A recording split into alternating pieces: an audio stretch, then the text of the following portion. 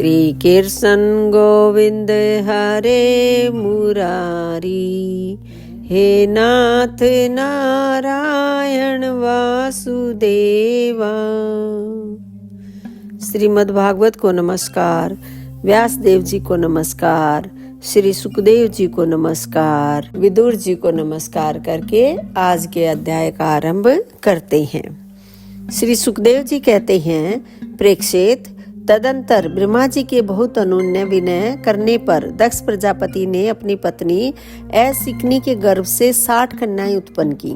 वे सभी अपने पिता दक्ष से बहुत प्रेम करती थी।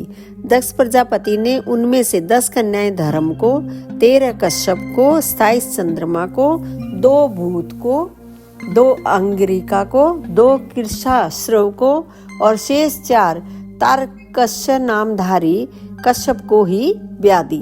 प्रेक्षित, तुम इन दक्ष कन्याओं और इनकी संतानों के नाम मुझसे सुनो। इन्हीं की वंश परंपरा तीनों लोकों में फैली हुई है। धर्म की 10 पत्नियां थीं, भानु, लंबा, ककुब, जामी, विश्वा, साध्या, मृतवती, वसु, मुहूर्ता और संकल्प। इनके पुत्रों के नाम सुनो। राजन, भानु का पुत्र देव ऋषभ और उसका इंद्रसेन था। लंबा का पुत्र हुआ विद्योत और उसके मेघगण।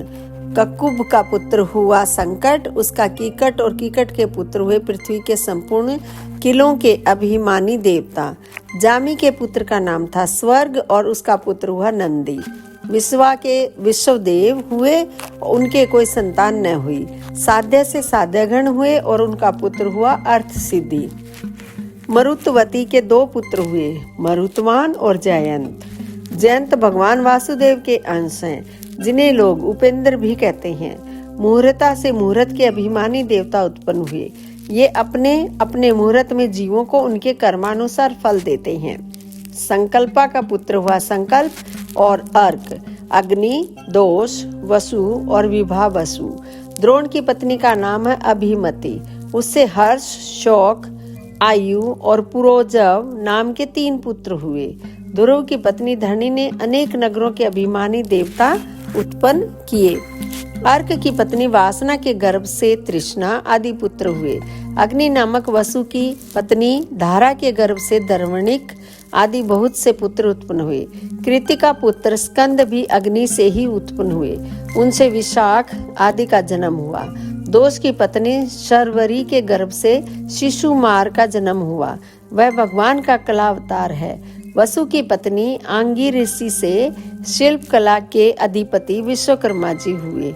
विश्वकर्मा के उनकी भार्या कृति के गर्भ से चाक्षुष मनु हुए और उनके पुत्र विश्वदेव एवं साध्यगण हुए।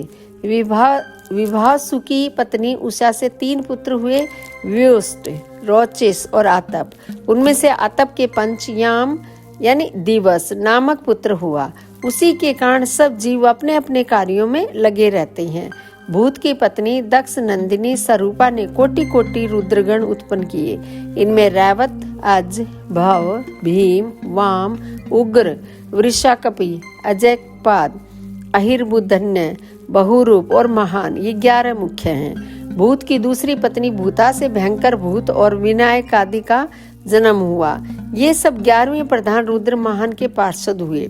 अंगीरा प्रजापति की प्रथम पत्नी सवधा ने पितृगण को उत्पन्न किया और दूसरी पत्नी सती ने अर्थ वार्गिरस नामक वेद को ही पुत्र रूप में स्वीकार कर लिया।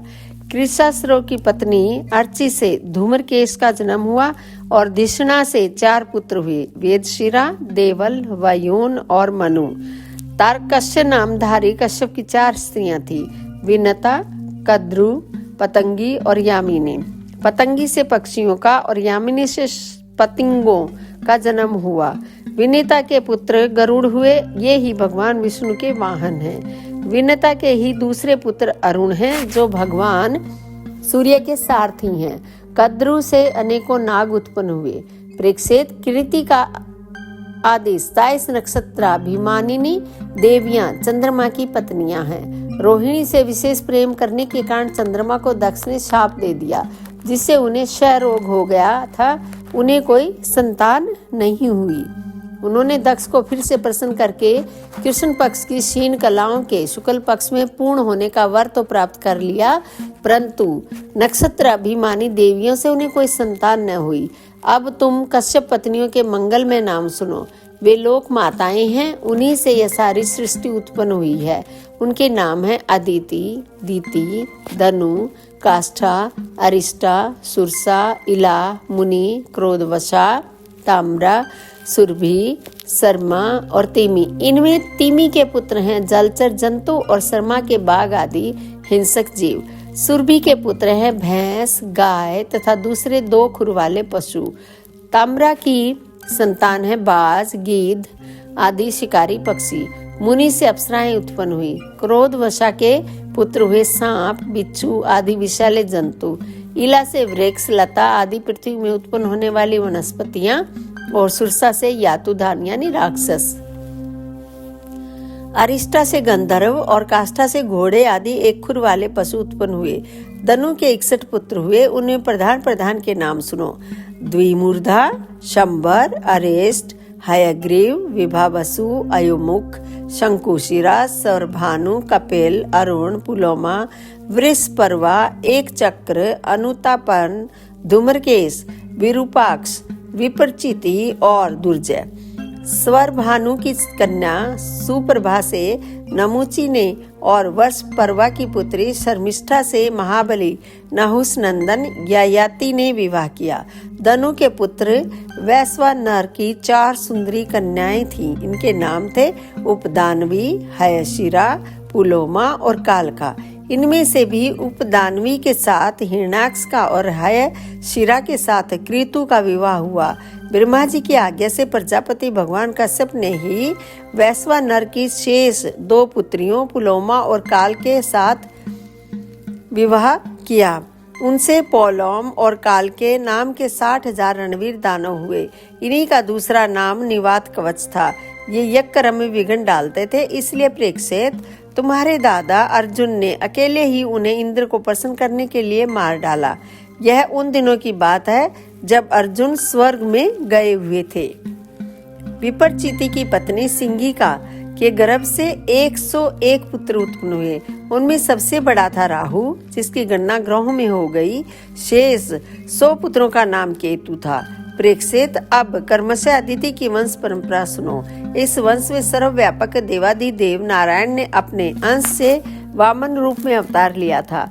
अदिति के पुत्र थे विवस्वान, आर्यमा, पूषा, तवष्टा, सविता, भग, धाता, विधाता, वरुण, मित्र, इंद्र और वामन। यही 12 आदित्य कहलाए। विवस्वान की पत्नी महाभाग्यवती संज्ञा के गर्भ से श्राद्ध देव, वैवस्वत, मनु एवं यमी का जोड़ा पैदा हुआ। संज्ञा ने ही घोड़ी का रूप धारण करके भगवान सूर्य के द्वारा भूलोक में दोनों अश्विनी कुमारों को जन्म दिया। विवस्वान की दूसरी पत्नी थी छाया। उसके स्नेश्चर और सावर्णी मनु नाम के 2 पुत्र तथा तप्ती नाम की एक कन्या उत्पन्न हुई। तप्ती ने स्वयंवरण को पति रूप में वर्ण किया। अर्यमा की पत्नी मातृका थी। उसके गर्भ से चर्षणी नामक पुत्र हुए। वे कर्तव्य अकर्तव्य के ज्ञान से युक्त थे, इसलिए ब्रह्मा जी ने उन्हीं के आधार पर मनुष्य जाति की, ब्राह्मण आदि वर्णों की कल्पना की। पूषा की कोई संतान न हुई। प्राचीन काल में जब शिव जी दक्ष पर क्रोधित हुए थे, तब पूषा दांत दिखाकर हंसने लगे थे, इसलिए वीरभद्र ने इनके दांत तोड़ दिए थे। तब से पूषा पिसा हुआ अन्न ही खाते हैं। दैत्यों की छोटी बहन कुमारी रचना तवष्टा की पत्नी थी।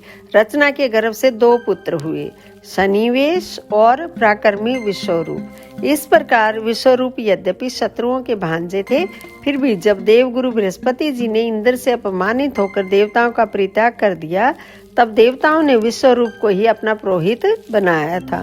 दोस्तों, यहाँ पर यह अध्याय समाप्त होता है। आप मेरे वीडियो रोजाना देख रहे हो, लाइक कर रहे हो, शेयर भी कर रहे हो, उसके लिए आपका बहुत बहुत धन्यवाद। कुछ मेरे दोस्तों ने मेरे चैनल को सब्सक्राइब किया है, यानी हमारे YouTube परिवार में कुछ नए सदस्य जुड़े हैं। उनके हमारे साथ जुड़ने के लिए बहुत बहुत धन्यवाद।